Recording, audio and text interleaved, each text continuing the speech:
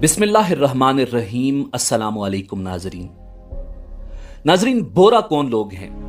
क्या बोरा मुसलमान हैं? इनके साथ मामलात का क्या हुक्म है? इनके अकायद और नजरियात क्या हैं? आगा खानियों और बोरों में क्या फर्क है?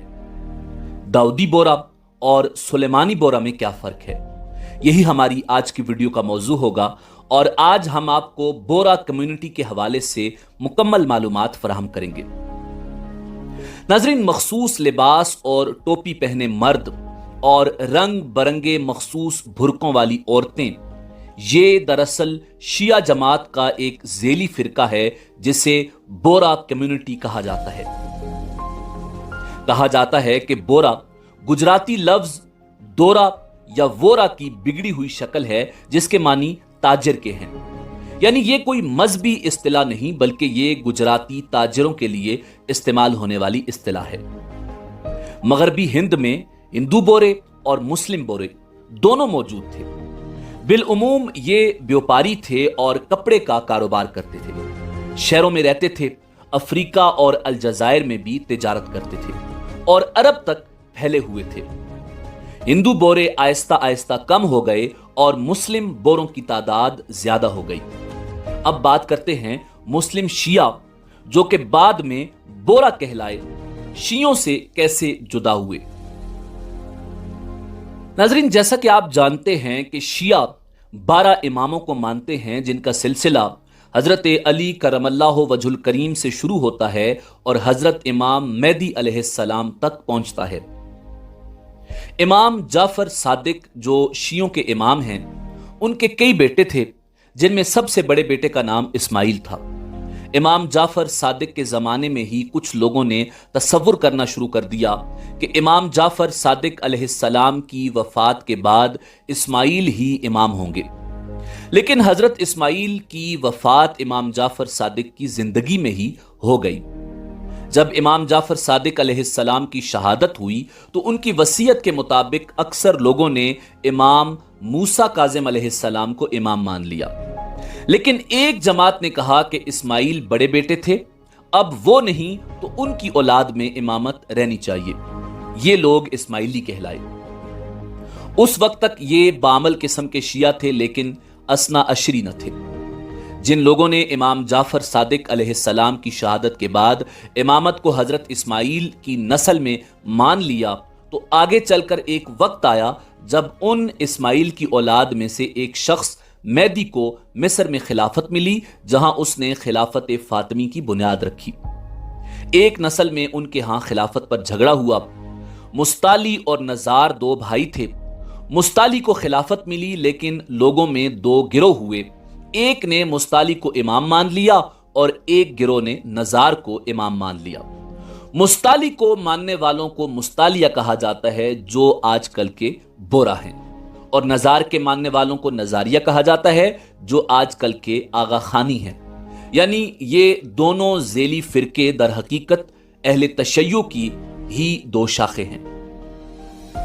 नाज़रीन, दूसरी तरफ बोरियों की खिलाफत एक तवील अरसे तक मिस्र में रही, लेकिन सलीबी जंगों के ज़माने में सुल्तान सलाहुद्दीन अयूबी ने पे दर पे हमलों के बाद इस शिया इस्माइली हुकूमत को ख़त्म कर दिया। जब मिस्र में बोरियों की इमामत ख़त्म हुई तो उन्होंने हिंदुस्तान और यमन को अपना मरकज़ बना लिया।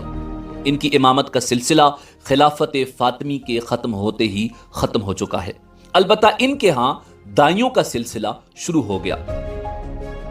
कुछ अरसा पहले इनके दाई का नाम बुरहानुद्दीन था जो मर चुका है। आगे चलकर बोरियों के यहां दो फिरके हुए, दाऊदी बोरा और सुलेमानी बोरा। नाज़रीन, दाऊदी बोरों और सुलेमानी बोरों का इख्तिलाफ महज इलाकाई है। दाऊदी बोरों के दाई हिंदुस्तानी होते हैं और गुजरात के शहर सूरत में इनका मरकज है, जबकि सुलेमानी बोरों के दाई यमन में हैं और लाखों की तादाद में हिंदुस्तान के जुनूबी इलाकों में भी हैं। अलबत्ता पाकिस्तान में भी सुलेमानी बोरों की एक कलील तादाद मौजूद है। दाऊदी बोरा के लोग बहुत आराम से पहचाने जाते हैं क्योंकि इनके मर्द मखसूस लिबास पहनते हैं, सर पर सुनहरी कढ़ाई की मखसूस टोपी पहनते हैं और इनकी औरतें एक मखसूस भुरका पहनती हैं جبکہ سلیمانی بہرا پہچانے نہیں جاتے کیونکہ ان کا کوئی مخصوص لباس نہیں ہے۔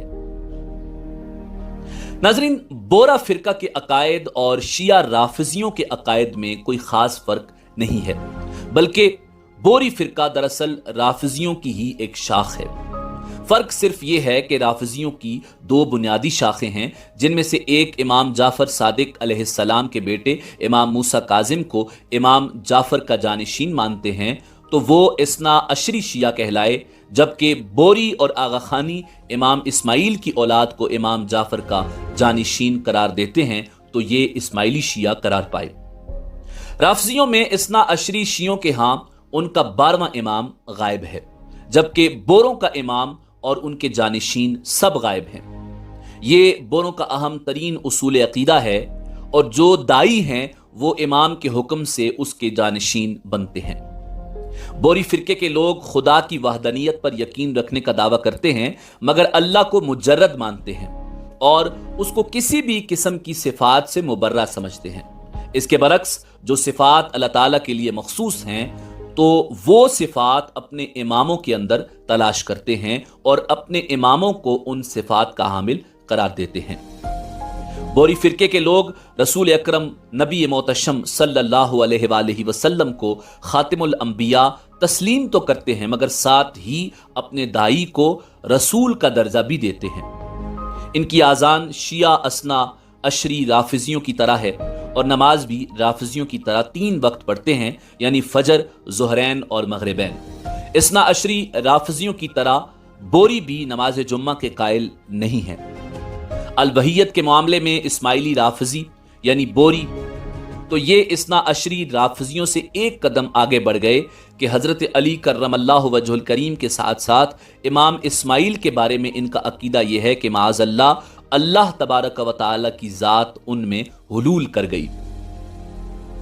ناظرین، واضح رہے کہ بوری جماعت کا نظریاتی تعلق شیعوں کے اسماعیلی مستالوی فرقہ سے ہے، جس کا مرکز کتب تاریخ کے مطابق یمن سے احمد آباد، گجرات، ہندوستان منتقل ہوا، جہاں وہ اپنے مخصوص کاروبار کی وجہ سے جو کہ تجارت ہے بہرے کہلائے۔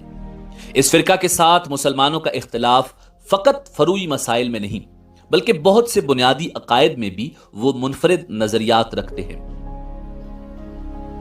ناظرین، اہل سنت کے مطابق بورا فرقہ اپنے عقائد کفریہ کی بنا پر کافر و مرتد اور دائرہ اسلام سے خارج ہے۔ اس سلسلے میں بعض لوگوں کی بات درست ہے، مسلمان ہونے کے لیے صرف نماز پڑھ لینا یا حج کر لینا کافی نہیں، بلکہ اسلام لانے کے بعد ضروریات دین کو تسلیم کرنا بھی ضروری ہے، اور عقائد کفریہ و شرکیہ سے برات ضروری ہے۔